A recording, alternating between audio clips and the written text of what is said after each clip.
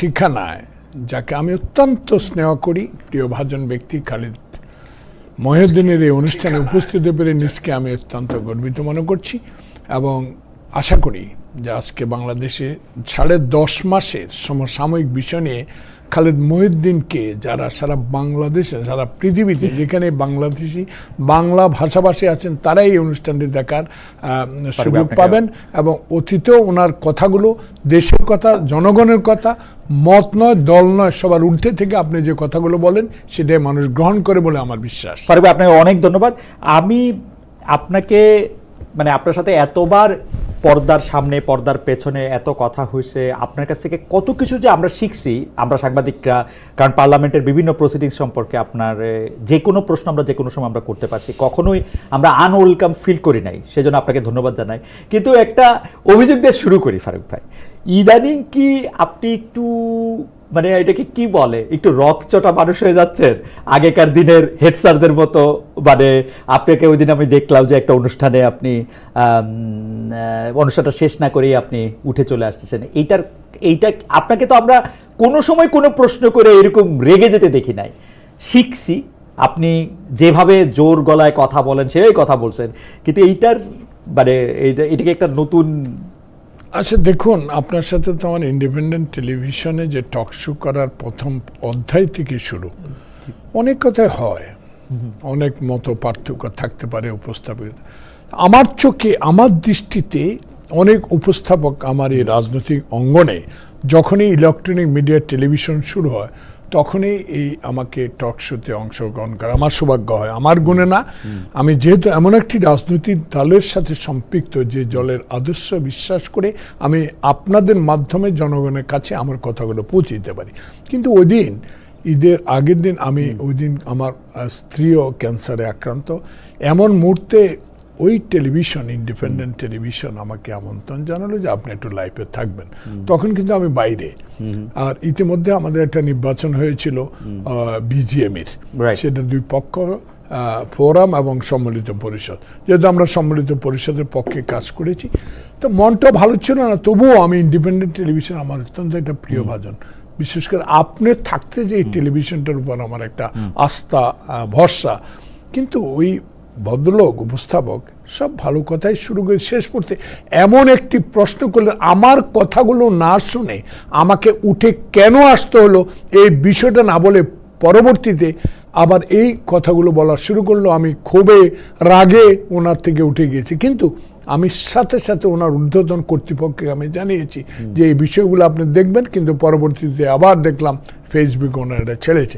বৈশিষ্ট্যটা ছিল জুলাই বিপ্লব, জুলাই অগাস্ট বিপ্লবের কথা বলতে নাকি বিএনপি খেপে যায়। আমি কথাটা উত্তর না দিতে আমি বললাম যে আপনি তো খুঁচিয়ে খুঁচিয়ে যে কথাগুলো বের করার চেষ্টা করেন, কিন্তু আমি আপনি যেটা বলেছেন আমি সত্যি একটা রকচাটা মানুষ, আমি সত্যের পক্ষে রকচাটা, অন্যায়ের বিরুদ্ধে রকচাটা। সেখানে আমি মনে করি আমি অন্যায় কিছু করি না। আমার কথাগুলো যদি উনি বলতো তাহলে আপনি ক্লিয়ার হতেন, আমাকে এই প্রশ্নটা করতেন না। ওকে, আচ্ছা, জুলাই অগস্ট বিপ্লব নিয়ে আমরা, জুলাই অগস্ট বিপ্লব নিলে বিএনপি কি বলে বা বিএনপি কি অবস্থান নেয় সেগুলি নিয়ে আমরা আসলে জানতে চাবো। আমরা ফারুক ভাইকে যখন আজকে পেয়েছি যে আমরা প্রশ্নের জায়গা থেকে শুরু করি, শুরুতেই আমি এই কথা বলে রাখলাম যে ফারুক ভাই নির্ভয়ে প্রশ্ন করবো কিনা আগের মতো। আচ্ছা, তাহলে প্রথম যে বিষয়টা আমি আসলে কথা বলতে চাই সেই বিষয়টা হচ্ছে যে আমরা তো একটা নতুন দিনের আশা সবসময় করি। 15 বছরের একটা ফেসিস্ট শাসন থেকে আমরা মুক্তি পাওয়ার পরে আমরা একটা নতুন দিনের আশা করি। সেই ক্ষেত্রে সব কিছুতে আমাদের একটু স্বচ্ছতা আনা দরকার। আপনি কি আমাদের একটু বলবেন, দর্শকদের মধ্যে অনেকেই এটা জানতে চান যে বিএনপির মতো একটা বড় রাজনৈতিক দলে কি অর্থনৈতিক স্বচ্ছতা আছে? বিএনপি আসলে কিভাবে চলে, তাদের টাকাটা কিভাবে আসে, তাদের পার্টির এটা কিভাবে ফান্ডটা কিভাবে করা হয়, বিএনপির যারা নেতৃবৃন্দ আছেন, আপনারা আছেন, বিএনপির চেয়ারপারসন আছেন, বা তারাও বা এই দল থেকে টাকা কি মানে বেতন হিসাবে নেন? যেমন ধরেন কমিউনিস্ট পার্টিতে আপনি জানেন ফারুক ভাই হোল টাইমার হিসাবে কিছু টাকা কেউ কেউ নিতেন। এটার সিস্টেমটা কি আমাদেরকে একটু যতটুকু বলা যায় একটু বলবেন? ক্ষুদ্র রাজনৈতিক কর্মী হিসাবে বিএনপির সাথে সম্পৃক্ত দীর্ঘদিন। বিএনপি আমাকে ধানের শীষের গুণে, শহীদ জিয়ার আদর্শের গুণ, খালেদা জিয়ার আপসের নেতৃত্ব, তারেক রহমানের সাংগঠনিক শক্তির কারণে আমি 5 বার পরপরই পার্লামেন্টে যাওয়ার সৌভাগ্য হয়েছে। আমার নিজের কোনো গুণ আছে বলে আমি মনে করি না। যে প্রশ্নগুলো আপনি করবেন আমি চেষ্টা করবো সকালবেলা সঠিক উত্তর দিতে। কোনো কিছু এটার পেছনে মানে এমন কিছু থাকুক যেটা আমি বলবো না, এমন যে আমি পছন্দ করি না। বাংলাদেশ জাতীয়তাবাদী দলের অসংখ্য কর্মী, নেতা, সমর্থক এবং পদ পদবি প্রায় 600-র উপরে, প্রত্যেকের একটা নির্ধারিত ফি আছে। ধরেন আমি advisor to the chairperson with the rank and vice chairman 500 টাকা, ভাইস চেয়ারম্যানদের 500 টাকা, স্ট্যান্ডিং কমিটি মেম্বারদের মনে হয় 500 বা হতে পারে, আবার সদস্যদের একটা এই ধারাবাহিকতা অনেক একটা ইনকাম আমাদের আছে, এক্সপেন্ডিচার আছে, হিতাকাঙ্ক্ষী তো অবশ্যই আছে। তো সেখানে আমরা বেতন নিব বা আমার দলের নেতা কোনো বেতন নিবে এটা আমি বিশ্বাস করি না, আমার চোখে পড়ে না, আমি দেখিও নাই। তাহলে দল চালায় কেমনে, এই বিষয়টা তো দল কেমনে চলে, তাহলে এই প্রসঙ্গ যখন আসবে নিশ্চয়ই এই 10.5 মাসে যে কয়টা নতুন রাজনৈতিক দলের আবির্ভাব হয়েছে, তাদের 5 স্টার হোটেলে যাবে ইফতার পার্টি, আমরা পুরানো রাজনৈতিক দল হিসাবে আমরা করি লেডিস ক্লাবে, কেউ কেউ করে 5 স্টার হোটেলে, তা করতে আসে। এই প্রশ্ন উত্থাপন করতে গেলে এই মুহূর্তে একটা বিভেদ সৃষ্টি হবে বলে আমি মনে করি। তা আমি মনে করি আমার দল স্বচ্ছভাবেই আয় ব্যয়ের যে হিসাবটা দেয় তাতে প্রমাণিত আমরা কি করে আমাদের নতুন যেসব রাজনৈতিক দল আসছে তাদের কাছ থেকে কোথায় তাদের টাকা কোথায় পাওয়া যাচ্ছে, এটা নিয়েই কিন্তু আসলে প্রশ্ন হচ্ছে যে পুরনো রাজনৈতিক দলগুলিকে আমরা সেই প্রশ্ন আসলে করতেছি কিনা, বড় রাজনৈতিক দলগুলিকে সেগুলো আমি করতেছি কিনা। আমি এই প্রসঙ্গে আর যেহেতু এগুলির ক্ষেত্রে আপনাদের একটা দলের শীর্ষ পর্যায়ের নেতৃবৃন্দের একটা সিদ্ধান্ত নেওয়ার আছে, যেমন নতুন রাজনৈতিক দলের মধ্যে কেউ কেউ, আমি এনসিপির কথা বলতে পারি যে তারা বলছে তাদের সমস্ত আয় ব্যয়ের হিসাব তারা ওয়েবসাইটে দিয়ে দিবে। আপনিও কি মনে করেন কিনা যে এরকম একটা করা উচিত? সমস্ত স্বচ্ছ রাজনৈতিক দল এটা করা উচিত। ওকে, তাহলে জনগণের কাছে প্রশ্নটা আপনার মতো একজন উপস্থাপক যে প্রশ্নটা আজকে আমাকে করলে এটা করতো না, নিশ্চয়ই এটা করার পিছনে কোনো যুক্তি নিশ্চয়ই ছিল, হয়তো কোনো বদনাম ছিল। এই বদনামের আওতা থেকে মুক্ত হতে হলে তো এগুলা ওয়েবসাইটে দেওয়া আইবিআর হিসাবটা প্রতি বছরে দিতে হয়। বিশেষ করে সামনে নির্বাচন আসছে, নির্বাচন আসলেই বড় রাজনৈতিক দলগুলির পক্ষে বিপক্ষে একটা মনোনয়ন বাণিজ্যের কথা খুব জোরে সোরে ওঠে, যে আপনাদের মতো যারা আছেন তাদের কয়েকজনকে বাদ দিয়ে যাদেরকেই মনোনয়ন দেওয়া হয়, বা আমরা কিছু এরকম নাম শুনি যে সুসময়ের মাছি বা তাদেরকে মনোনয়ন দেওয়ার ক্ষেত্রে এটা খুব বেশি আসে। এইটা আপনি কিভাবে দেখেন? আপনি আগেই প্রশ্ন করছেন, আস্তে আস্তে আরো মানে আমরা দুজনে আরো ঘনত্ব আরো কাছে আসলেই করতে পারতেন, কিন্তু এখন আগেই করে ফেলছেন উত্তরটা সরাসরি। এই বাণিজ্যের কথাটা আসলো কোত্থেকে? আসলো আওয়ামী লীগ থেকে। 2014 সালে যদি এরশাদ হাসপাতালে ঘুমিয়ে থেকে অসুস্থ থেকে নির্বাচন অংশ না করতেন, হাসিনা যদি বাংলাদেশের বৃহত্তম রাজনৈতিক দলকে বাইরে রেখে আপনি তো সবই জানেন নির্বাচনটা না করতো, তখন বিএনপি ছাড়া যে নির্বাচনটা হলো, এই বাণিজ্যটা এই ব্যবসাটা আবিষ্কার তখনই হয়েছে, এই কথাটা তখনই আবিষ্কার হয়েছে। অবশ্য আমার দল সামনের দিকে কি করবে না করবে সময় আসতে দেন, করলে এই প্রশ্নটা করি। আচ্ছা ঠিক আছে, করলে অবশ্যই এই প্রশ্ন করবো। ফারুক ভাই, আমরা আশা করবো যে যদি করে এবং আপনারা যদি ক্ষমতায় আসেন, আপনি একজন ক্ষমতা খুব বড় চেয়ারেও যদি বসেন, তখনও এই সময়ের মতোই আপনি আমাকে এভাবে প্রশ্ন করলে উত্তর দিব। রাইট ফারুক, আমরা সেই আশা করি। আচ্ছা, একটু বর্তমান সময় ফিরে আসি। একটা খবর আজকে আমি দেখলাম যে বেগম খালেদা জিয়ার নির্দেশনায় প্রধান উপদেষ্টার বিষয়ে বিএনপির একটা স্থান বদল হয়েছে। জিনিসটা এরকম যে ডক্টর মোহাম্মদ ইউনূসের এগেনস্টে কঠোর অবস্থান থেকে সরে এসছে বিএনপি, বেগম খালেদা জিয়া এরকম একটা নির্দেশনা দিয়েছেন। এই বিষয়ে আপনার কি কিছু জানা আছে? আমি প্রশ্নটাকে একটু এক্সটেন্ড করতে চাই, বেগম জিয়া কি রাজনীতিতে সক্রিয় হচ্ছেন? খালেদ মহিউদ্দিন, আপনি প্রায় 10,000 কিলোমিটার দূরে আমাদের থেকে, আর আমিও এই সুযোগে চোখের চিকিৎসা আজকে 5 দিন নিউ ইয়র্কে। অতএব আপনার মতো একজন প্রিয় উপস্থাপকের সামনে আমি জানি, আমাকে এই অনুষ্ঠানে আসার আগে অনেকেই বলেছে খালেদ মহিউদ্দিন খুব সাবধান। আমি খুব সাবধান অবলম্বন করে কথা বলবো, এই কারণে এমন কথা বলতে চাই না যেই কথাটা জনগণ এই ঠিকানা এই অনুষ্ঠান দেখছে আমাকে মনে করে যে আমি ভয় ভীত, সেটা যেন মনে না। কারণ স্পষ্ট এই কথাটা বলতে চাই, যেই কথাটুকু বাজারে আসলো, পত্রিকা আসলো, আমি তখন নিউ ইয়র্কে আপনার কাছেই, বেশি দূরত্ব না, ব্রুকলেন আর জ্যাকসন হাইট। সে কারণে আমি মনে করি বেগম খালেদা জিয়া রাজনীতিতে আসলেন কিনা একটা প্রশ্ন, আর একটা প্রশ্ন ছিল উনি বলেছে যে এই সরকারের বিরুদ্ধে এখন এত তড়িঘড়ি করে যাওয়া ঠিক না। এই কথাগুলো কতগুলো সত্য, কতগুলো মিডিয়ার বানানো, বা কতগুলো আমার বানানো, বা কতগুলো আপনার প্রশ্ন কিনা, সে বিষয়গুলো খতিয়ে দেখার আগে কোনো কথা বলা ঠিক হবে না। কারণ আজকে আপনার এই দেশে আপনার মাধ্যমে শুনতে পেলাম যে আমাদের অন্তর্বর্তীকালীন সরকার প্রধান প্রফেসর মোহাম্মদ ইউনূস লন্ডনে গিয়েছেন, সেখানে নাকি আপনার একটা অ্যাডও আমি দেখলাম, সেখানে প্রধান উপদেষ্টার সাথে আমাদের ভারপ্রাপ্ত চেয়ারম্যান তারেক রহমানের একটা সৌজন্য সাক্ষাৎ হতে পারে, তখন আসলে এই প্রশ্নের উত্তর আমি দেব। আচ্ছা ঠিক আছে, আমি শুধু তাহলে আমি প্রশ্নটাকে একটু রিফ্রেশ করি অন্য একটা জায়গায়। বেগম জিয়াকে সাধারণত আমরা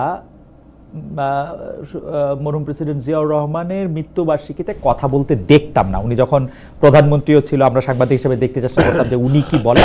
উনি অনুষ্ঠানটাতে যেতেন, চুপচাপ বসে থাকতেন, অন্যরা আপনারা কথা বলতেন এবং তারপরে উনি শুনে চলে আসতেন। এবার কিন্তু আমরা দেখেছি যে জিয়াউর রহমান সাহেবের মৃত্যুবার্ষিকীতে তিনি কথা বলেছেন। আপনার কাছে কি মনে হয় যে বেগম জিয়া তো অনেক দিন শারীরিকভাবে অসুস্থ ছিলেন, তাকে আসলে জেলে রাখা হয়েছিল, অনেকে বলেছেন যে মানসিক বা শারীরিকভাবে তিনি আসলে আর আগের মতো সেই সুস্থ অবস্থায় নাই, কিন্তু আপনি কি মনে করেন তিনি কি আসলে রাজনীতিতে সক্রিয় হতে যাচ্ছেন বা সক্রিয় হবেন? কি মনে হয়, যদিও এই সিদ্ধান্ত তিনি নেন নাই, মানে আপনার কি মনে হয় যদি আপনি? খালেদ মহিউদ্দিন বিচক্ষণ উপস্থাপক, আপনার সামনে কথা বলতে আমার খুব হুঁশিয়ার করে বলতে হবে, এই জন্য বলতে হবে আমি একজন রাজনৈতিক কর্মী, আমি একজন মুক্তিযোদ্ধা, আমি একজন গণতন্ত্র সংগ্রামে একজন রাস্তার সৈনিক, আন্দোলনের সৈনিক, যেটা আপনার মাধ্যমে আমার অনেক কিছু শিখতে হয়েছে। আপনি আমার বয়সে ছোট হতে পারেন, কিন্তু অভিজ্ঞতা আমার চেয়ে কম না। যে প্রশ্ন আপনি করেছেন, বেগম খালেদা জিয়াকে অসুস্থ করে তুলেছে এমন এক ব্যক্তি, যে ব্যক্তি এখন হিন্দুস্তানে পলাতক, ইন্ডিয়ায় পলাতক, সে কারণে আমি মনে করি বেগম খালেদা জিয়া যদি সুস্থতা থাকতো, রাজনীতি থেকে বিদায় নিত কি নিত না, সেটা ওনার ব্যক্তিগত, পারিবারিক এবং দলীয় সিদ্ধান্ত।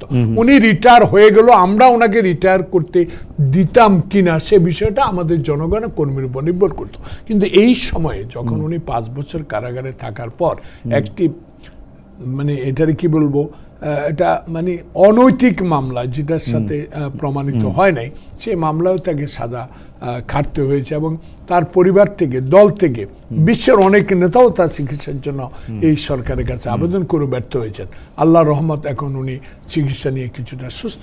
তাহলে সুস্থতা নিয়ে দল ঠিক করবে যে উনি থাকবেন কি থাকবেন না, মতামত কিন্তু দলের উপরে উনি ছেড়ে দেবেন। অতএব এইবার উনি কথা বলেছেন, এমন এক মুহূর্তে কথা বলেছেন যে মুহূর্তটা ছিল জুলাই অগাস্ট বিপ্লবের পরে যে সরকার এখানে এখন বসে আছে 10.5 মাস, তাদের বিরুদ্ধে 23টি দল বলেছে ডিসেম্বরের মধ্যে একটা নির্বাচন দেওয়ার আবেদন করেছে, সংস্কারের পক্ষে আছে, এমন সংস্কারে হাত দেবেন না যে সংস্কার বিলম্বিত হলে দেশের ক্ষতি হতে পারে, নির্বাচনের ক্ষতি হতে পারে, একটি সুষ্ঠু নির্বাচনে অংশগ্রহণের বিলম্বিত হতে পারে। সেই কারণে বেগম খালেদা জিয়া হয়তোবা মনে করেছেন এই মুহূর্তে আমার কিছু কথা বলার দরকার, সে কারণে কথা বলেছে। আমি লন্ডনের যে বৈঠকটির কথা আপনি বললেন সেটির প্রসঙ্গে আমরা একটু আসি। আমরা কিন্তু দেখেছিলাম যে ডক্টর মোহাম্মদ ইউনূস বিদেশ সফরে গিয়ে, সম্ভবত জাপানে গিয়ে, তিনি বললেন যে একটি মাত্র দল চায় যে বিএনপি, মানে একটিমাত্র দল চায় যে ডিসেম্বর ইলেকশন হোক। আমি অবশ্য ওনাকে বেনিফিট অফ ডাউট দিতে চাই, কারণ আমি এটা ওনাকে এটা বলতে শুনি নাই। ইংরেজিটা পড়ে আমার কাছে মনে হয়েছে যে একটি মাত্র না, উনি একটি দলের কথা বলতে গিয়ে একটা আর্টিকেল ব্যবহার করছেন, একটি মাত্র না, এটা হলো আমার ফিলিং। পরে তো দেখা গেল উনার সাথে যখন রাজনৈতিক দলগুলি বৈঠক করতেছেন, তখন আপনি যে 23টির কথা বললেন, তারা আসলে ডিসেম্বরের ইলেকশনের কথা বলেছেন, যারা ডিসেম্বর ইলেকশনের কথা বলেনও নাই, তারাও একটা যৌক্তিক সময় ইলেকশনের কথা বলছেন এবং একটা রোডম্যাপ চেয়েছেন। যাই হোক, তিনি একটা রোডম্যাপ দিয়েছেন, সেটা এপ্রিলে। কিন্তু দেখা যাচ্ছে যে তিনি তার লন্ডন সফরে গিয়ে বিএনপির ভারপ্রাপ্ত চেয়ারপারসনের সঙ্গে তার একটা বৈঠক হওয়ার কথা আছে, এবং আমার কাছে এইটা একটা অসাধারণ ঘটনা যে বাংলাদেশের একটা সরকার প্রধান গিয়ে একটা দলের প্রধানের সাথে বিদেশের মাটিতে একটা বৈঠক করতেছেন, এবং সেই বৈঠকটা টার্নিং পয়েন্ট বলতেছেন বিএনপির মহাসচিব। আপনি কি মনে করেন যে এটা একটা টার্নিং পয়েন্ট হবে? এক দল ডিসেম্বর, এপ্রিল, সেখান থেকে মাঝামাঝি কোনো একটা জায়গায় আসবে, বা আপনি কি মনে করেন এই বৈঠকটা কিরকম হইতেছে? মানে সরকার প্রধান একটা দলের প্রধানের সাথে বৈঠক করতেছেন দেশের বাইরে গিয়ে, আপনার কাছে কেমন লাগতেছে? মানে বাংলাদেশের রাজনীতিতে আপনি একজন কালের সাক্ষী, আপনি খালেদ মহিউদ্দিন, আপনাকে ডাসও আমি দেখেছি, আপনাকে ইন্ডিপেন্ডেন্টও দেখেছি, আপনাকে সাংবাদিকতার জগতেও আমি দেখেছি। সেখানে এই প্রশ্নের উত্তর এইভাবে আমি দিতে চাই, উনি লন্ডনে গিয়েছেন, প্রধানমন্ত্রীর সাথে সাক্ষাৎ করবেন, অফিসিয়ালের সাথে সাক্ষাৎ হবে, তা আমাদের নেতাও সেখানে আছে।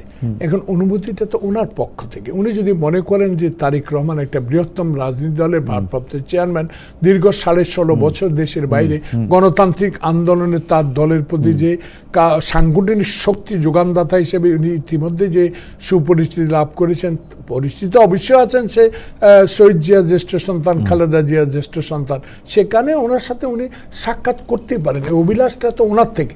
আমরা তো তারেক রহমানের পক্ষ থেকে, আমার মহাসচিব মহোদয় বলেন, আমাদের দপ্তরে যে নিয়োজিত আছেন মুখপাত্র অ্যাডভোকেট রিজভী, আমাদের পক্ষ থেকে তো চিঠি দিয়ে প্রধান উপদেষ্টার কাছে জানাই নেই যে আমরা তারেক রহমান আপনার সাথে সাক্ষাৎ চাই, এবং প্রধান উপদেষ্টার মতো নিজের গুণে নিজেই অভিলাষ প্রকাশ করেছেন যে আমি যদি লন্ডনে যাই তাহলে আমি তারেক সাহেবের সাথে সাক্ষাৎ করতে পারি। মানে এটা কতটুকু এখনো আমি নিশ্চিত না, কিন্তু আপনার অ্যাডও আমি দেখেছি যে আপনিও আমাকে প্রশ্নটা করবেন আগেই মানুষ বলা হচ্ছে যে লন্ডনে যাচ্ছেন অন্তর্বর্তীকালীন সরকার প্রধান, আর সেখানে আছেন বৃহত্তম রাজনৈতিক দলের প্রধান ভারপ্রাপ্ত চেয়ারম্যান তারেক রহমান, একটা সৌজন্য সাক্ষাৎ দিতে পারে। তাই আমার প্রশ্ন উল্টো আপনার কাছে, আগে দুইজনের আলোচনাটা হোক, দুইজনে কি কথাবার্তা বলেন, নিশ্চয় প্রেসে আসবে, তখন সময় পেলে দুইবার আবার বসবো ঠিকানার এই স্থানে, তখন উত্তর দিব। ওকে ওকে, ঠিক আছে। মানে অনেকগুলি প্রশ্ন কিন্তু ভবিষ্যতের জন্য জমায়ে থাকলো ফারুক ভাই, কিন্তু আমি একটা দিকে আপনার একটু দৃষ্টি আকর্ষণ করতে চাই। এইটা একটু জুলাই আন্দোলন, আগস্টে আওয়ামী লীগ সরকারের পতনের সবচেয়ে বড়, আমি দেখি যে সবচেয়ে বড় সুবিধা যে পেয়েছে সেই দলটি হচ্ছে বিএনপি। 15 বছর আন্দোলন, দমন পীড়ন, নানা ধরনের সব জায়গায় গেছে। এখন এই মুহূর্তে আপনারা ক্যাবিনেটে নাই, কিন্তু বাকি সব জায়গায় আছেন, আপনারা মামলা মুক্ত হয়েছেন, যেটা যে সময় পারেননি সেই ডিবির বিপ্লব বা হারুনের বিরুদ্ধে আপনি মামলাও করেছেন মানিক মিয়া এভিনিউতে নির্যাতিত হওয়ার ঘটনায়। আপনাদের নেতাকর্মীরা হারানো ব্যবসা বাণিজ্যও কিন্তু ফিরে পেয়েছেন। মাঠঘাট বিএনপির উপর দিয়ে কথা বলার এখন কেউ নেই।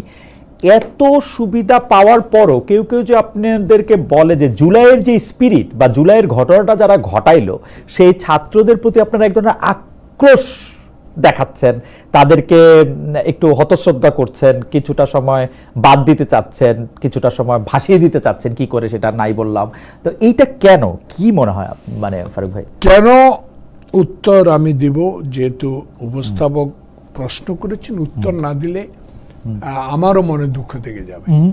খালিদ মহিউদ্দিন, আপনাকে তো দেখেছি ইন্ডিপেন্ডেন্টে, যে আপনার সেই সৌভাগ্যবান কথাগুলো আমার মনে পড়ে বারবার। আপনার এই কথার বলা অর্থ, আপনি অত্যন্ত চতুর একজন উপস্থাপক, আপনি অনেক মেরিটোরিয়াস উপস্থাপক, আপনার ব্রেনের মধ্যে অনেক কিছু আছে। এর মধ্যে একটা অন্যতম আজকে প্রশ্ন করলেন, যে কারণে প্রথমেই শুরু করেছেন, আমি কেন ইন্ডিপেন্ডেন্ট টেলিভিশন থেকে অর্ধেক বক্তব্য দিয়ে উঠে গেলাম, সেই প্রসঙ্গটা এখানে আবার ঘুরে ঘুরে চলে আসলো।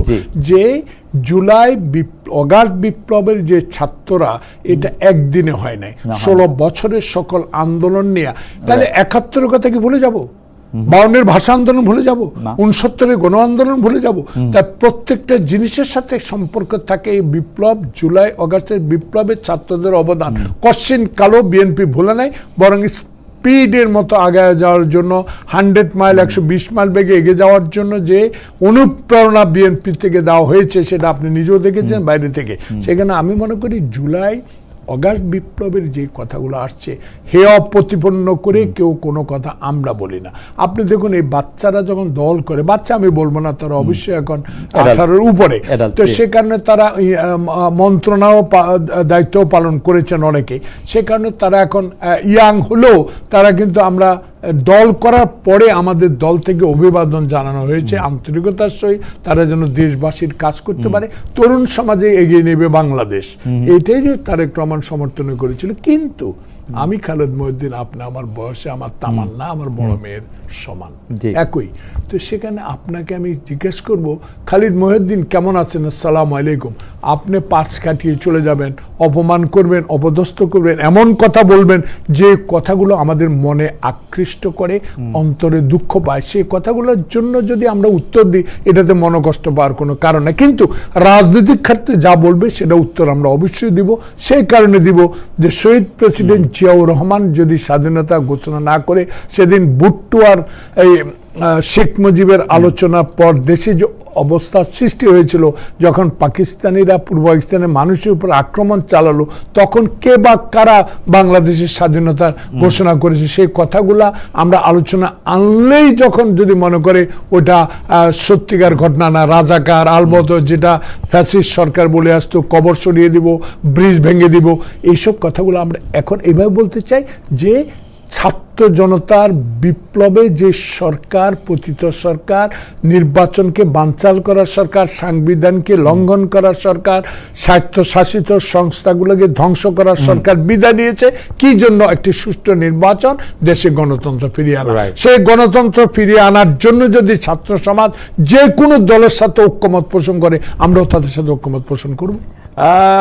এইটা একটু ট্রিকি, কারণ ছাত্র সমাজ যে আন্দোলনটা করলো যে সরকারটার এগেনস্টে বা যে দলটার এগেনস্টে, আওয়ামী লীগ, সেই দলটার এগেনস্টে তারা বলতেছে তারা রক্তের বিনিময়ে তাদের আসলে কিছু মৃত্যু, যেটা আসলে আপনারাও স্বীকার করেছেন, কিছু মৃত্যু, কিছু আত্মত্যাগের চেয়েও এটা অনেক বড় হয়ে সারা বাংলাদেশের জন্য এটা হয়েছে। 16 বছরের বিএনপির আন্দোলন বা দমনপীড়নের কথা কেউ শেয়ার করে না, কিন্তু তারা গিয়ে কিন্তু আসলে রক্তের মূল্যে তাদের নাম লিখে আসছে সেখানে, সেটা আপনারাও সবার আগে বলছেন, আমি ছাত্রদের কথা বলতেছি। কিন্তু আপনি যেটা বললেন সেটার সাথে আমি দ্বিমত করতেছি না, আপনি খালি আপনার দলের অ্যাকশনটার কথা আমি আপনাদের মনে করে দিতে চাই। আপনার দলের কিন্তু খালি বক্তব্যের জন্য বিএনপির 2জন সিনিয়র নেতাকে দলের পক্ষ থেকে সতর্ক করে দেওয়া হয়েছে। আপনি জানেন যে এইটা বলা হয়েছে অসংলগ্ন বক্তব্যের দায়, এবং সেই অসংলগ্ন বক্তব্য যে দেওয়া হইতেছে এর কখনো এটা টার্গেট হচ্ছে এনসিপি, কখনো এটা টার্গেট হচ্ছে সরকার।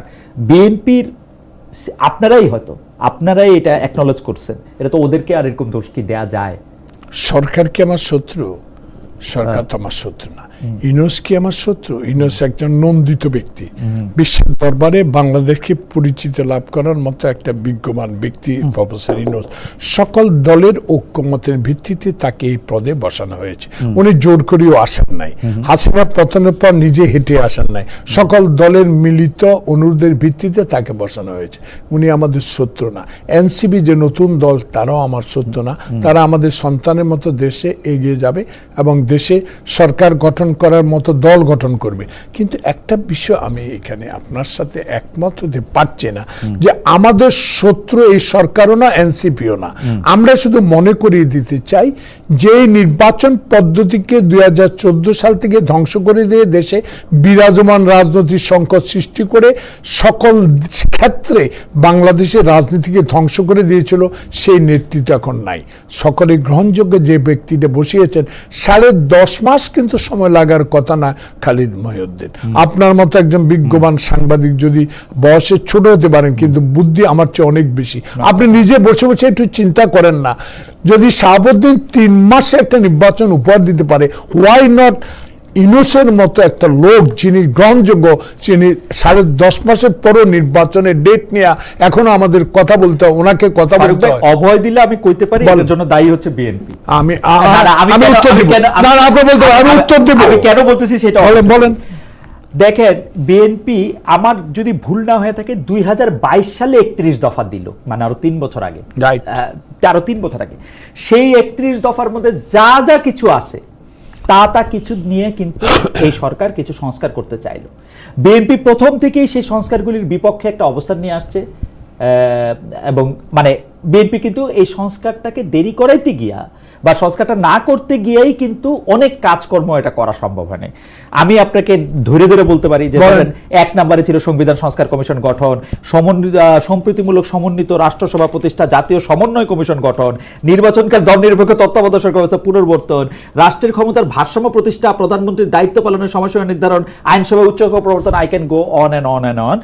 এই 31 দফার মধ্যে যা কিছু আছে আমি খুব মনোযোগ দিয়ে পড়ে দেখছি, এর বাইরে কিন্তু আমার শ্রদ্ধ প্রফেসর আলী রিয়াজ খুব রেডিক্যাল কোনো কিছু একটা বলতেছে, এরকম কোনো কিছু আমার মনে হয় নাই। কিন্তু বিএনপি সংস্কারের বিপক্ষে একটা অবস্থান নিয়ে ব্যাপারটা সংস্কার না নির্বাচন এরকম একটা জায়গায় নিয়ে গেল। আমি তো আগে বলেছি এইসব প্রশ্নের সম্মুখীন আমাকে হতেই হবে। কার সামনে? খালিদ মহিউদ্দিন। অত্যন্ত বিচক্ষণ ব্যক্তি, বিচক্ষণ প্রশ্ন, এটা আমি ঘাবড়াই না। আর বিশেষ করে আপনার সামনে তো ঘাবড়াবার প্রশ্ন। এই কারণে যে আপনি বলেছেন সংস্কারের বিষয়ে সরকারের সাথে আমাদের যে দ্বিমত সেটা না, প্রশ্ন হলো সময়। 31 দফা 22 এখনো আছে, তাহলে 31 দফার মধ্যে নির্বাচন মুখী যে সংস্কারটা আমার প্রয়োজন, সেই সংস্কারের মধ্যে দিয়ে বাংলাদেশে আন্দোলনরত সকল রাজনৈতিক দলের ঐক্যমত একটাই যে আপনার দেরি না করে সংস্কার, শুধু নির্বাচন বা সাংবিধানিক কিছু সংস্কার করে পুরা 31 দফা তো আমি সরকারে যদি গঠন করতে পারি আমি করব, আপনারা তো সময় লঙ্ঘন করে সময় নষ্ট না করে এত পুরা নতুন নতুন কমিশন, নতুন নতুন সংস্কার নিয়ে নির্বাচন বিলম্বিত হচ্ছে বলে জনগণ মনে করে বিধায় বিএনপি নির্বাচনের তারিখটা চায়। আপনি ফারুক ভাই, আপনার কাছ থেকে তো আমি অনেক কিছু শিখি। দেখেন, আমার ধারণা এই 31 দফা বিএনপি যা করছে, আমি আপনাকে 8 নম্বর দফাটা আমি আপনাকে পড়া শোনাই। দেখেন এই সরকারের কি করার আছে যদি সে এইটা করতে চায়, এবং আমার ধারণা এই সরকার বিএনপির থেকে শিখে এটা করতে চাইছে। এটার হেডিং হচ্ছে নির্বাচন কমিশন ও নির্বাচন ব্যবস্থার সংস্কার এবং সংশ্লিষ্ট আইন ও বিধি সংশোধন, রাজনৈতিক দলসমূহের মতামত এবং বিশিষ্টজনের অভিমতের ভিত্তিতে স্বাধীন, দক্ষ, নিরপেক্ষ, গ্রহণযোগ্য, দৃঢ়চিত্ত ব্যক্তিদের সমন্বয়ে একটি কার্যকর নির্বাচন কমিশন গঠন করিবার লক্ষ্যে বর্তমান প্রধান নির্বাচন কমিশন ও অন্যান্য নির্বাচন কমিশনার নিয়োগ আইন 2022 সংশোধন করা হইবে। এইটা সংশোধন করতে হবে। ইভিএম নয়, সকল কেন্দ্রে পেপার ব্যালটের মাধ্যমে ভোট প্রদান নিশ্চিত করতে হবে। আরপিও অ্যাবসলিউটলি নির্বাচন কমিশন, সংস্কার কমিশন বসে বসে যেগুলি কথা বলছে সেই সবগুলি কথা আপনাদের একটা দফার মধ্যে আসে। এগুলি না করে নির্বাচনটা দেয়া কি ঠিক হবে? বিএনপি তো এটা না চাওয়া উচিত। আচ্ছা, এই তো বললাম বিচক্ষণ ব্যক্তি বিচক্ষণ প্রশ্ন, উত্তর আমি কতটুকু দিতে পারবো জানি না, আমি তো একজন আপনার সামনে অনভিজ্ঞ। আর এই যে বিষয়টা আপনি উল্লেখ করে বললেন, প্রত্যেকটা লাইন আমি সমর্থন করলাম, কিন্তু কারো টাকা মাফ করে দেওয়ার জন্য না, কাউকে ক্ষমতা বসিয়ে দেওয়ার জন্য না, কাউকে দিয়ে একটা নতুন রাজনৈতিক দল গঠন করার জন্য না, কাউকে আবার ক্ষমতায় বসিয়ে দেওয়ার জন্য একটা নতুন রাজনৈতিক দলকে সমর্থন করার জন্য না। এইসব সংস্কারগুলো যেটা খুবই প্রয়োজন সেগুলা করে নির্বাচিত প্রতিনিধিদের ক্ষমতা দেওয়ার পরে আমাদের এইগুলা যদি অন্য দল রাজনৈতিক ক্ষমতা যায় তারা করব, নাহলে আমরা করব। তাহলে বিলম্বিত অর্থ 111। আমি আমার দৃষ্টিতে আমার মতামতের ভিত্তিতে একজন রাজনৈতিক কর্মী বিএনপির সমর্থক হিসাবে 5 বারে আমার গুণে আমি কিন্তু এমপি হই নাই।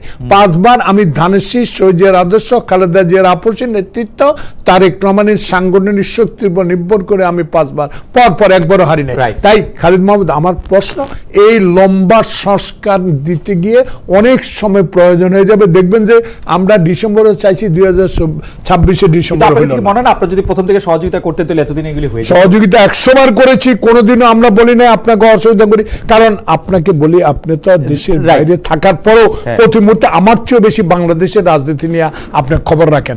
দেখেন খালিদ মাহমুদ সাহেব যখন প্রফেসর ইউনূসের মতো বৃদ্ধ মানুষ, শিক্ষিত মানুষ, উচ্চ শিক্ষার মানুষ, যিনি বাংলাদেশকে কিছু দিতে পারবেন, উনি যখন বলেন আপনাদের সকল রাজনৈতিক দলকে একই সাথে দেখলে আমার সাহস বেড়ে যায়, এই সাহস বাড়াবার সুযোগটা করে দিয়েছে কে? 16 বছর ধরে জেল, জুলুম, হাঁটু পানি, কবরস্থানে ঘুমিয়ে, কোর্টের বারান্দায় না খেয়ে হাজিরা দিয়ে যে আন্দোলন সংগ্রামে আমরা ছাত্রকে সমর্থন দিয়েছি, তারা আজকে বিপ্লব সংগঠিত করেছে। এই ব্যক্তিটির কাছে যদি সংস্কারের নামে বিলম্বিত হয়ে জনগণের কাছে হেয় প্রতিপন্ন হন, তাহলে খারাপ শুধু ওনার লাগবে না, আমাদেরও লাগবে। কিন্তু আমরা কি ফারুক ভাই, আমরা তো আসলে আমাদের অভিজ্ঞতা থেকে আমরা শিক্ষা নেই। তা আমাদের অভিজ্ঞতা কি? আমাদের অভিজ্ঞতা হচ্ছে 2001 সালের তত্ত্বাবধায়ক সরকার, জাস্টিস লতিফুর রহমানের নেতৃত্বে গঠিত তত্ত্বাবধায়ক সরকারে ব্যারিস্টার সৈয়দ ইশতিয়াক আহমেদ ছিলেন আইন উপদেষ্টা। তিনি বিচার বিভাগ আলাদা করার সমস্ত কিছু ঠিক করার পর বিএনপি থেকে বলা হলো, আসলে বেগম জিয়াই বললেন যে এটা তো আসলে এত বড় ঘটনা, এটা আমাদেরই করা উচিত। তারপরে কিন্তু এটা 5 বছর করা হয়নি। এখন এই সংস্কার যে আপনারা ক্ষমতায় গেলে করবেন, এইটা তো আমরা আপনাদের উপরে কেমনে আস্থা রাখবো? আস্থার বিষয়টা তো যদিও এটা আপনাদেরই কথা, মানে আমি খুবই আমি মিলায়ে দেখে আমি খুবই অবাক হয়েছি। আমার স্যার এই বিষয়ে আপনি আবার সহ 6টা কমিশন মিলে যা বলছে, আপনারা তার চেয়ে বেশি বলছেন, কম বলেন না। 31 দফায় দেখেন খালিদ, আপনি বেশি আর কমের বিষয় না। আগে বলেছি আপনার প্রশ্ন অত্যন্ত কঠিন কঠিন প্রশ্নের উত্তর দেওয়ার সৌভাগ্য আমার হইলেও আমি দিব, না পারলে আমি ক্ষমা চাবো। কিন্তু একটা জিনিস আমি বুঝাতে আপনাকে পারছি কিনা জানি না, 2001 সালে যে ঘটনাটা আপনি বলেছেন, অন্তরে আমরা সবই চাই, এটা আমাদের উচিত দেশের জন্য, নট ফর পার্টি। সে কারণে আপনার যে পথে এটা করতে, এখন যে আমার যে দুই একটা ভুল হয় নাই সেটা আমি অস্বীকার করব না আমার সরকারের আমলে। সেখানে আমি মনে করি এই বিষয়টা এখন সমাধানের বিষয়। এই সাংবিধানিক এই পরিবর্তন, জজ অ্যাপয়েন্টমেন্ট, বিচারপতি অ্যাপয়েন্টমেন্ট, সবগুলাই এখন অন্তর্বর্তীকালীন সরকারের পরে যে সুষ্ঠু নির্বাচনের মাধ্যমে যেই সরকার গঠন করবে, অবশ্যই সে সাথে তারেক রহমান স্পষ্ট বলে দিয়েছে, আমি একা না, যারা আমার সাথে রাস্তায় ছিলেন, আন্দোলনে ছিলেন, ফ্যাসিস্টের বিরুদ্ধে সংগ্রাম করে গেছেন, আয়নাগরে নির্যাতিত হয়েছেন, মামলা মাথা নিয়ে এক জেলা থেকে অন্য জেলায় রিক্সা চালিয়ে জীবন নির্বাহ করেছেন, এই কথাগুলো ওনার মনে আছে। সেই কারণে বারবার বলে। এখন আপনি একটু আগে বলেছেন যে বিএনপি বড় দল, বিএনপি ক্ষমতা সরকার গঠন করতে পারে, সে কারণে তারেক রহমানও বলেছে আমি একাই ক্ষমতায় যেতে চাই না, যারা আন্দোলন সংগ্রামে ছিল তাদেরকে নিয়ে ঐক্যবদ্ধভাবে আমি সরকার গঠন করব, এমন সরকার গঠন করব যে সরকারে আপনার এই প্রশ্নটা সমাধান করা সম্ভব। খুবই ভালো কথা বলছেন কি ফারুক ভাই, কিন্তু এই কথাগুলি অনেকটা শেখ হাসিনার মতো। শেখ হাসিনাও কিন্তু এরকম বলতেন, আমি বলি যে ক্ষমতায় উনি থাকবেন কিন্তু সবাইকে নিয়ে করবেন। তো মানে আপনি আসল চেয়ারটায় বসলেন, সবাই নিয়ে করলেন, এইটা তো যাই হোক, এটা আপনি নিশ্চয়ই আপনার মতো করে বলবেন। আমাদের অনেক প্রশ্ন। না, আমি হাসিনার উত্তরটা দিব, এই কারণে দিব, হাসিনার সাথে খালেদ মহিউদ্দিন, আপনাকে তো আগে বলেছি, আপনি তো ঢাকা এখন না বিশ্বের সবচেয়ে বড় গণতান্ত্রিক দেশে এসে টক শো করছেন, কথা বলার সাহস পাচ্ছেন। আমি আপনাকে প্রশ্ন করতে চাই on behalf of the people of Bangladesh, যে আপনি কি ঢাকা থাকতে এই কথাগুলো বলতে পেরেছেন? পারেন নাই। এখন আমরা বলতে পারছি এখানে হাসিনা, না হাসিনা খালেদা জিয়া বড় কথা না, বড় কথা হলো হাসিনার সাথে বিএনপিকে তুলনাটা এইভাবে না করলে আমি পছন্দ করতাম আপনাকে। এই কারণে কিন্তু আমি, আপনি পারেন না, তো আমি একমত না। আমি বাংলাদেশে থাকতেও এখন আমার জায়গা থেকে আমি এটা বলছি, আপনি হয়তো কটুক দেখছেন না দেখছেন আমি জানি না, এগুলি ইউটিউবে আছে, এগুলি দেখলেও এটা দেখা যায়। আমি পরবর্তী জায়গায় যাই। ফারুক ভাই, আমরা দর্শকদের কাছে একটা প্রশ্ন করেছিলাম একটা জরিপের জন্য, যে প্রধান উপদেষ্টা ডক্টর মোহাম্মদ ইউনূসের লন্ডন সফরে তার সাক্ষাৎ চেয়েছেন শেখ হাসিনার ভাগ্নি ব্রিটিশ এমপি টিউলিপ সিদ্দিক। প্রিয় দর্শক, তাদের বৈঠক হওয়া উচিত বলে মনে করেন কিনা? শতকরা 25% দর্শক মনে করেন যে এটা হওয়া উচিত, শতকরা 75% দর্শক মনে করেন এটা হওয়া উচিত না। 62,000 ভোট দিয়েছেন। ফারুক ভাই, আমি প্রসঙ্গে ফিরে আসি, প্রশ্নে ফিরে আসি। সাবেক রাষ্ট্রপতি, আপনার যেহেতু 5 বার আপনি পরপর নির্বাচিত পার্লামেন্টেরিয়ান, হামিদ সাহেবও বোধহয় আপনার সব আমলে আপনি পেয়েছেন, আপনাদের একটা ওয়ার্কিং রিলেশনশিপও আছে। সাবেক রাষ্ট্রপতি আব্দুল হামিদের থাইল্যান্ড যাওয়ার বিষয়টিকে কেন্দ্র করে এনসিপির নেতৃত্বে যমুনা শাহবাগের আন্দোলনের মুখে সরকার আওয়ামী লীগের কার্যক্রম নিষিদ্ধ করে, কিন্তু হামিদ সাহেবের দেশ থেকে যে শুধু চিকিৎসার জন্য ছিল এবং এটা সরকারের অনুমোদনের ভিত্তিতেই ঘটছে, সেটা তিনি ফিরে এসে প্রমাণ করেছেন। বিএনপি আসলে বিষয়টি কি দেখে? আমার দৃষ্টিতে আমি বিএনপির কথা বলতে চাই না, একজন রাজনৈতিক কর্মী হিসেবে, দেশের গণতান্ত্রিক শক্তির একজন কর্মী হিসেবে আমি এইটুকু আপনার মাধ্যমে ঠিকানার সকল দর্শক শ্রোতাকে এটা বলতে চাই, আব্দুল হামিদ নাটক এবং নায়িকা কি একজন আছেন, ওই নাটক, এসব নাটক করে কারা করছেন, এই নাটককে কারা সহায়তা করছেন, এই বিষয়গুলো তদন্ত কমিটি হয়েছে, সব কিছু হয়েছে। এখন ওয়ান ফাইন মর্নিং দেখছি আব্দুল হামিদ সাহেব আবার লুঙ্গি পরে সশরীরে বাংলাদেশে চলে আসলেন, তাকে গ্রেপ্তারও করা হলো না। স্বরাষ্ট্রমন্ত্রী বলেছেন তার বিরুদ্ধে কোনো ওয়ারেন্ট নাই, বা এখন সেই জন্য তাকে গ্রেপ্তার করা হয় না। এটা একটা বিরাট নাটক মঞ্চস্থ হয়েছে বলে আমি মনে করি।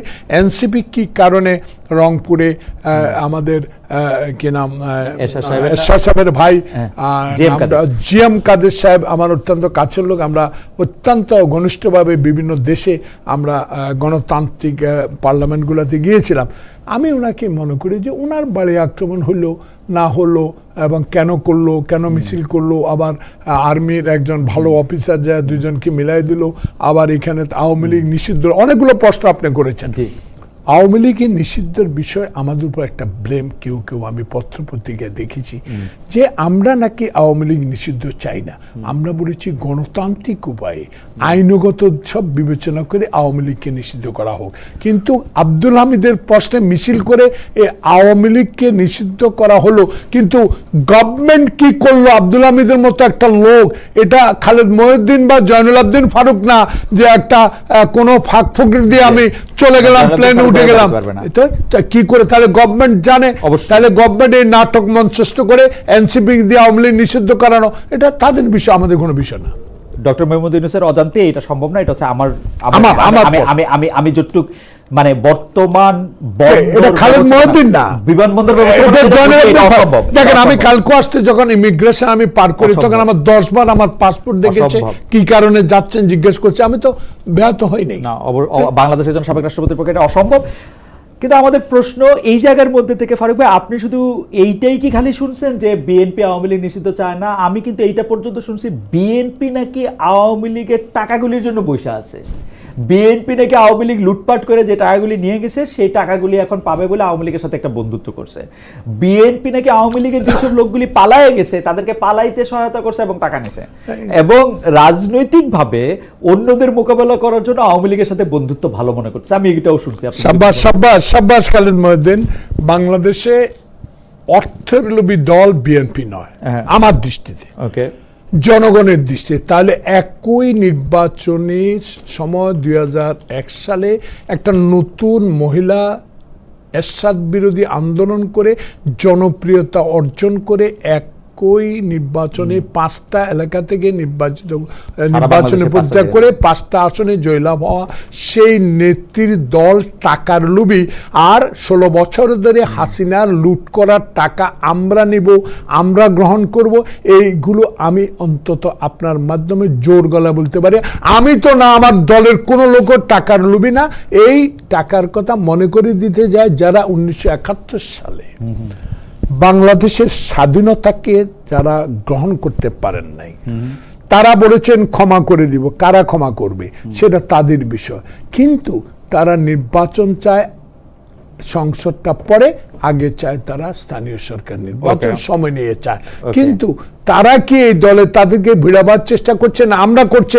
আমি এটা জনগণের উপর ছেড়ে দিলাম, এবং আপনি খালেদ মহিউদ্দিন ইনশাল্লাহ আরো 60 বছর আল্লাহ আপনাকে বাঁচাক, আপনি দেখে যাবেন যে আমার এই কথা ঠিকানা লিখে রাখেন যে বাংলাদেশ জাতীয়তাবাদী অর্থের লোভে বিএনপি, কোন আওয়ামী লীগ যারা স্বৈরাচারের সাথে এবং লুটপাট করে দেশের সাংবিধানিক প্রতিষ্ঠান ধ্বংস করেছে এমন লোকের সাথে কোনো আঘাত নাই, অর্থ তো দূরের কথা। আপনি প্রসঙ্গটা আনলেন বলে আমার জন্য সুবিধা হইল। আপনি গত কয়েক মাসে, আপনাকে যেহেতু আমি ফলো করি, খেয়াল করি, গত কয়েক মাসে জামাত ইসলামের 71-এ মুক্তিযুদ্ধ বিরোধী ভূমিকা প্রায় স্মরণ করে দিচ্ছেন আপনার বক্তব্যে, আপনাদের বক্তব্যে। কিন্তু 2001 সালে জামায়াতের নেতাদের আপনারাই মন্ত্রী হওয়ার সুযোগ করে দিয়েছিলেন, এবং 1990 সালে এরশাদের বিরুদ্ধে যে গণ আন্দোলন যেখানে আমরা মাঠে ছিলাম, সেইখানে 3 দলীয় জোটের রূপরেখাই ছিল জাতীয় পার্টি বা জামায়াতকে কোনো দল বা জোটরা আসলে নিবে না, আপনারা পুনর্বাসিত করেছেন। এইটার কারণ কি? এটা আপনাদের কাছে আমি আরেকটু আপনার থেকে 1 সেকেন্ড ভুলে যাব না, কারণ আমি আপনাকেই পড়তেছি। সেইটা হচ্ছে যে আপনি বলতেছেন, দর্শক মানে জয়নুল আবদিন ফারুক বলতেছেন, যারা বাংলাদেশের স্বাধীনতা অস্বীকার করেছিলেন আমরা তাদের ভুলি নাই, জামায়াতের কতজন গ্রেপ্তার হয়েছেন, আপনারা যাদের সঙ্গে আতাত করতে চেয়েছিলেন তারা, অর্থাৎ আওয়ামী লীগ তো এখন নাই, এখন নতুন করে ইউনূস সরকারকে বিভ্রান্ত করার চেষ্টা করছেন আপনারা, দয়া করে ভুয়া আইডি, ফেসবুক এগুলি বন্ধ করেন। খালেদ মাহমুদ, আমি 2001 সালে মন্ত্রিত্ব দিয়েছি, এটাই আমাদের অন্যায় বলে চিৎকার দিয়ে এখনো বলা শুরু করে। শেখ হাসিনার গলায় আব্দুল হামিদের স্পিকারশিপে সবই শুনছি। 2008 সালে পার্লামেন্টে যখন সিপিএমের দায়িত্ব পালন করেছি তখনও শুনেছি, এখনো শুনতে পাচ্ছি। আজকে এই 11 তারিখ এই জুন মাসে বিশ্বের সবচেয়ে গণতান্ত্রিক দেশ, অর্থনৈতিক দেশে বসে খালেদ মহিউদ্দিনের এই ঠিকানায় দোতলায় বসে আমি বলতে চাই যে 2001 সালের দোষারোপ আমাদের উপর করা হচ্ছে। রাজনৈতিক বন্ধুদেরকে জোট করে আমরা ক্ষমতা আনি, তাদেরকে মন্ত্রিত্ব দিয়েছি, কিন্তু 1996 সালে তার আগে তারা আঘাত করছিল। কার আগে এরশাদের সাথে বেঈমান হবে যারা নির্বাচনে অংশগ্রহণ করবে, তারা কারা ছিল তাদের নিয়েও প্রশ্ন করলে আমি খুশি হতাম। সেখানে আমি মনে করি আমার ভূমিকা একটি, আমি হাফ প্যান্ট পরে খালি পেয়ে যুদ্ধ করে দেশ স্বাধীন করেছি। সেই স্বাধীনতার 54 বছর পর কে ক্ষমা পাবে কে ক্ষমা পাবে না এটা আল্লাহ রসুল উপর ছেড়ে দিয়ে জনগণ উপর ছেড়ে দিয়েছে। কিন্তু একটা কথা হলো, যারা এখন আমাদের রাজনৈতিক বন্ধু একসময় ছিলেন, তারা এই মুহূর্তে, যেই মুহূর্তে দেশে একটা নির্বাচনমুখী, যেই মুহূর্তে দেশে আমার ভোট আমি দিব, এমন একটা প্রশ্ন মানুষের কাছে জেগেছে যে ইউনূস এমন একটি ভোট দেবে শাহাবুদ্দিনকে অতিক্রম করে যাবে। শাহাবুদ্দিন একটি রশি টানিয়ে নির্বাচন করছে, উনি রশি ছাড়াই নির্বাচন করবেন। এই বিশ্বাসের উপর ভর করেই তো আমরা সকলে ইউনূসকে বসিয়েছি। সে কারণে আজকে 1996 সাল এই বিষয়গুলো মনে না রেখে আমরা মনে করি রাজনৈতিক বন্ধুত্ব থাক, কিন্তু 71কে আমি বলবো না যে 71। কিন্তু ফারুক ভাই, আপনি অনেক কথা বললেন, আপনার কথা শুনতে খুব চমৎকার, কিন্তু কেন আপনারা মন্ত্রিত্ব দিলেন, কেন পুনর্বাসন করলেন সেটা কেনর উত্তর এখন দেব না। কেনর উত্তর আমার দল, ঊর্ধ্বতন কর্তৃপক্ষ,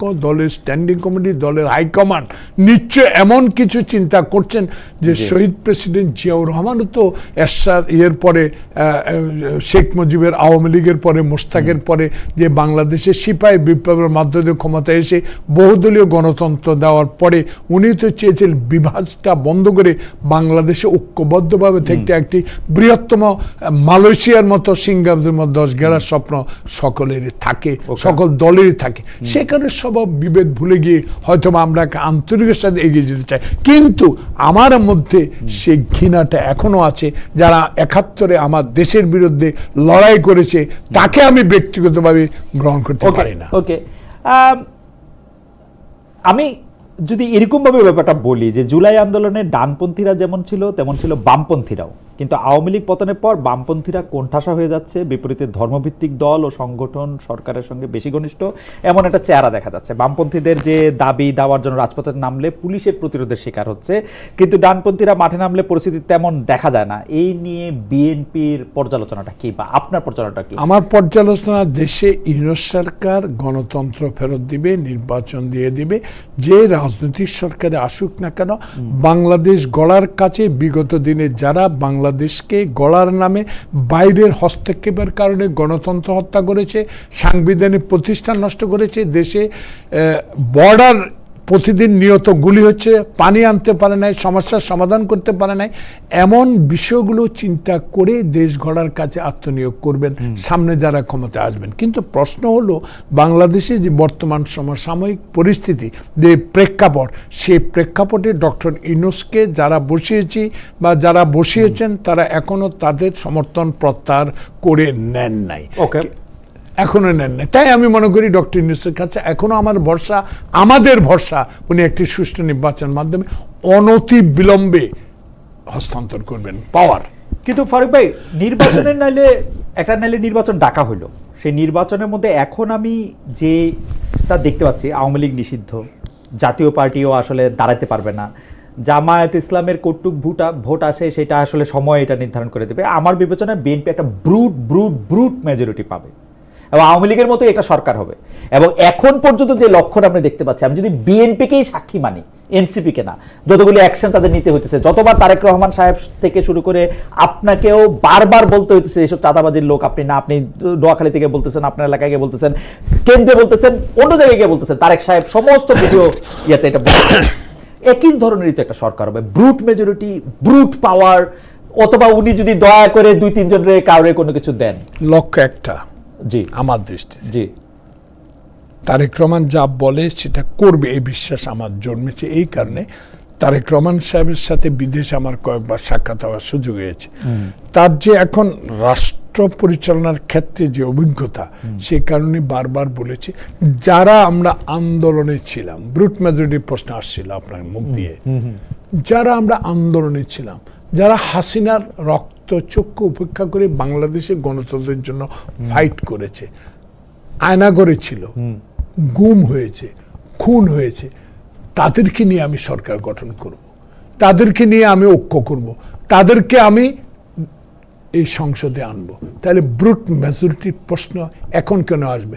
নির্বাচনের তারিখ তো এপ্রিল মাসে ঘোষণা করছেন। কিন্তু ফারুক ভাই, আপনার কাছে কি মনে হয় না জনাব তারেক রহমানের, মানে আমরা একটু নতুন দিনের নতুন পৃথিবীতে একটু নতুন করে কথা বলি, যে জনাব তারেক রহমানের কিছু ট্রাস্ট ইস্যু আছে এগেনস্ট এভরিওয়ান, এগেনস্ট বাংলাদেশ। 10 মাস হয়েছে শেখ হাসিনা ক্ষমতায় নাই, উনার এখন পর্যন্ত উনি দেশে আসতে পারলেন না, কারণ উনি তো বিশ্বাস করতে পারতেছেন না বাংলাদেশের মাটি তার জন্য নিরাপদ। এই বিষয়টা বারবার একই প্রশ্ন আসে। এখনো মামলা আছে? মামলা নাই তো। না, এখনো আছে, এখনো রিট চলতেছে, না, ওটা সরকার নাই। রিট করছে, জি। তো এটাকে মামলা আছে বলতে হবে। ওটা নিয়মিত অন খালেদ হবে। মাহমুদ যদি নিয়মিত আচ্ছা যাক, সেটা আমি জানি না, নিয়মিত। কিন্তু মামলা আছে। উনি আসছেন না কেন, এইটাই তো প্রশ্ন। জি। আসবে, ধৈর্যই পরম ধর্ম, ধৈর্যই পরম ধর্ম। তো সেখানে আমি মনে করি এই ধৈর্যের গুণ আজকে মানে সরকার প্রধান যাচ্ছেন লন্ডনে, সেখানে কার সাথে দেখা করবেন, করার ইচ্ছা আছে তারেক রহমান। আবার আপনি মাজিদের প্রশ্ন করার পর ভুলে গেছেন টিউলিপ একটা দরখাস্ত, সেটা জরিপ ছিল আর কি, সেটা নিয়ে যদি সেখানে জরিপ ছিল, সেটা মতামত মানুষ দিয়েছে, সেটা সরকার প্রধানের ইচ্ছা কার সাথে দেখা করবেন না করবেন, এখতিয়ার। তো সেখানে আমি বলতে চাই আপনাকে, তারেক রহমান দেশে আসছে না আসবে। আপনি একটা নির্বাচনের তারিখ এপ্রিলে দিয়েছেন, চিন্তা করছেন যে পত্রপত্রিকা লেখা শুরু করেছে অচিরেই তারেক রহমান দেশে আসছে, কিন্তু ইট উইল বি সেটেলাইজড যে whether we accepted this election on April 2000। এটার সাথে কি তারেক সাহেবের দেশে ফেরা জড়িত? আমি এটা রাজনৈতিকভাবে দলের কথা বলবো না, আমার ব্যক্তিগত কথা হলো তারেক রহমানকে এখন তারেক রহমান ভাবা যাবে না। এই জন্য তারেক রহমানের নিরাপত্তা আছে, তারেক রহমানের জনপ্রিয়তা আছে, তারেক রহমান শহীদ জিয়ার ছেলে, তারেক রহমান খালেদা জিয়ার সন্তান, তারেক রহমান ভবিষ্যতে বাংলাদেশে একটা বৃহত্তম রাজনীতি দলের চেয়ারম্যান। সেখানে আমি মনে করি সব দিকে বিবেচনা করেই দল সিদ্ধান্ত দেবে কখন উনি আসবে। হি ইজ ওয়েটিং ফর দলের সিদ্ধান্ত। ফারুক ভাই, আমি আপনাকে মানে কন্টেস্ট করতে চাই না, কিন্তু আমি শুধু বলি যে তারেক সাহেবের নিরাপত্তা ইস্যু কি বেগম জিয়ার চেয়ে বেশি, তার স্ত্রীর চেয়ে বেশি? দেখুন, তার স্ত্রী কার মেয়ে? আমি এতদিন থেকে গেল একটা কথা মুখ দিয়ে বেরিয়েছে না, এতদিন থেকে গেল খালি একটা কথা মুখ দিয়ে বেরিয়েছে। তাহলে তারেক রহমানের স্ত্রী জুবাইদা আর খালেদা জিয়ার পুত্রবধূ জুবাইদা, খালেদা জিয়ার সন্তান তারেক রহমান, জিয়াউর রহমানের সন্তান তারেক রহমান। শহীদ জিয়ার জনপ্রিয়তা তার কাল। আমি মনে করি আমার ক্ষুদ্র অভিজ্ঞতায় খালেদা জিয়ার সন্তান হিসাবে তারেক রহমানের জনপ্রিয়তা খুব একটা কম না। না, কম না তো। তাই আমি মনে করি সব দিক বিবেচনা করে দল সিদ্ধান্ত নিবে কখন আসবে, এটা তারেক রহমানের সিদ্ধান্ত না, এটা দলের সিদ্ধান্ত। দল বলবে, যেহেতু সে দলের সম্পদ, আমার সম্পদ না, এটা দলের সম্পদ। দল এখন বলতে, এটা আমার মত। দল এখন বলতেছে না কেন? বলবে, সময় ইজ কামিং। খালেদ মাহমুদ বিশ্বের গণতান্ত্রিক দেশে থাকে, সুন্দর স্যুট পরে, টাই পরে, কি সুন্দর চেহারা উপস্থাপন করে, কিন্তু এটা বলতে ভুলে গেছি, আমাদের এই দর্শক বলছে যে ফারুক ভাইকে আপনার পাশে অনেক বেশি ইয়াং মনে হইতেছে। Thank you, thank you so much. আচ্ছা, আপনি তো সরকারের একটা ধারণা দিলেন যে এটা জাতীয় সরকার, জুলাই আন্দোলনে যারা ছিল তাদের সবাইকে সম্পৃক্ত করা হবে, এটা তারেক সাহেব বারবার বলছেন, আপনারা বিএনপি শীর্ষ নেতৃবৃন্দ বারবার বলছেন। আপনি কি ফারুক ভাই, যেইটা সংসদে সবসময় আপনি বলে আসছেন যে একটা সংসদকে আসলে প্রাণবন্ত করে তোলে হচ্ছে বিরোধী দল, কারণ তারা প্রশ্ন করে, তারা বিভিন্ন বিল নিয়ে তারা তাদের মতামত দেয়, পয়েন্ট অফ অর্ডার উঠায়, বিরোধী দল হিসেবে আপনি কারে দেখেন? আমি তো বিরোধী দল দেখি না, আমি তো এটা এই আওয়ামী লীগের মতো একটা হাসি খুশি বিরোধী দল দেখি। না, আমি আপনার এই প্রশ্নটাকে অত্যন্ত গ্রহণ করে নিলাম। জি, এমন একটা পার্লামেন্ট হোক জি, যে পার্লামেন্টে কথা বলার, সমালোচনা করার, সরকারকে আঙ্গুল দিয়ে দেখিয়ে দেওয়ার ব্যবস্থা না থাকে, সে সংসদ হাসিনার চেয়েও খারাপ সংসদ হবে। রাইট, আমি আপনার সাথে একমত সম্পন্ন আমার দৃষ্টিতে। কিন্তু তারেক রহমানের কথাটা একটু বিবেচনা করেন, সে কি বলেছে? সে একটা কথাই বারবার বলছে, এমন একটা সংসদ চাই যে সংসদে আমার সমালোচনা করার মতো লোক থাকবে, যদি আমি সরকার গঠন করতে পারি। আমরা অঙ্ক করি, উনি তো জুলাইতে যারা শেখ হাসিনার বিপক্ষে ছিল তাদের সবাইকে উনি নিয়ে নেবেন দলে, জাতীয় সরকারে। তো সেটার মধ্যে তো আমরা সবাই পড়ি, এখন বিরোধী দল আপনি কই পাবেন? বিরোধী দল যারা এখনো বলে নির্বাচন আগে হোক, ইউনিয়ন আদারওয়াইজ দেন না। এবং যারা এখানে আছেন তারা আদারওয়াইজ নিয়ে আমি ক্ষমা চাই। জি। যারা বলছেন যে সংসদ নির্বাচন আগে স্থানীয় সরকার নির্বাচন হওয়া, তারা তো নমিনি ডিক্লেয়ার করে দিছে, তারা তো ঈদ নমিনি অনুষ্ঠানের নামে ক্যানভাসও শুরু করছে। তো তারা হোক না, তারা হলে আঙ্গুল দিয়ে দেখাই দিবে যে জনাব আব্দুল ফারুক সরকার, তাদের জাতীয় সরকারে নেবেন না, তারাও তো জুলাইতে না, তারা তো এখন আমাদের সাথে রাজনৈতিক বন্ধুত্ব ছিল যখন দুঃসময়, এখন তারা মনে করে এখন তাদের সুসময়।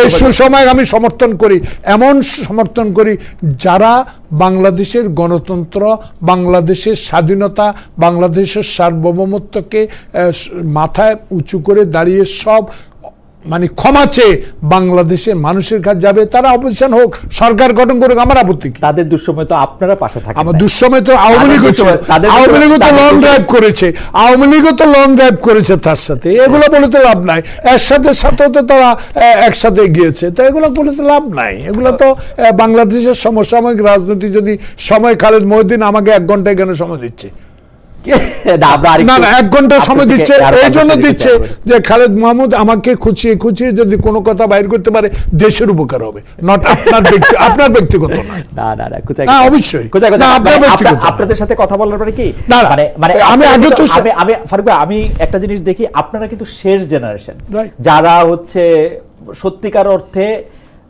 মানে শত্রুর সাথে কাঁধে কাঁধ মিলাইয়া যুদ্ধ এবং সংগ্রাম সবই করছেন, যেটা খুবই ইন্টারেস্টিং।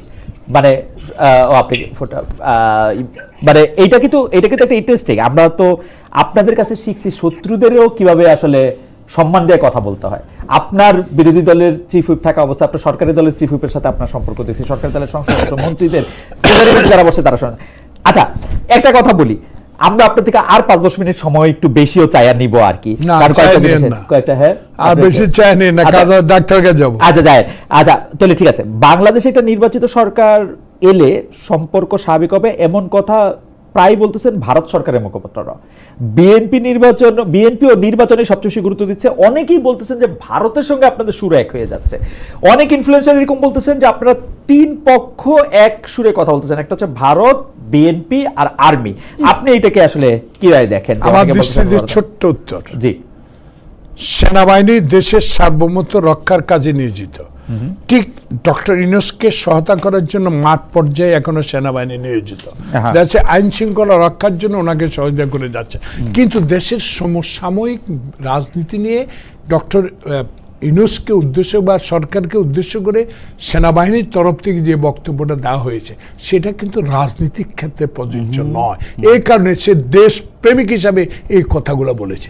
আসুন 3 কথা, যে ইন্ডিয়া তিস্তার পানি দেয় না, যে ইন্ডিয়া প্রতিদিন গুলি করে বর্ডারে মানুষ মারে, যে ইন্ডিয়া আমাদেরকে ব্যবসায়িক রাজ্য হিসাবে পরিণত করে ব্যবসা করতে চায়, যে ফেলানিকে গুলি করে তার কাটা ঝুলিয়ে রাখতে চায়, সে হিন্দুস্তান বা ভারতের সাথে প্রতিবেশী হিসেবে বন্ধুত্ব বজায় রাখা আমাদের দায়িত্ব। কিন্তু বন্ধু যদি আমাকে শত্রু মনে করে, সে বন্ধুত্ব আমরা রক্ষা করতে চাই না। ওকে, আমি পরিষ্কার, আপনি একদম পরিষ্কার করে বলছেন।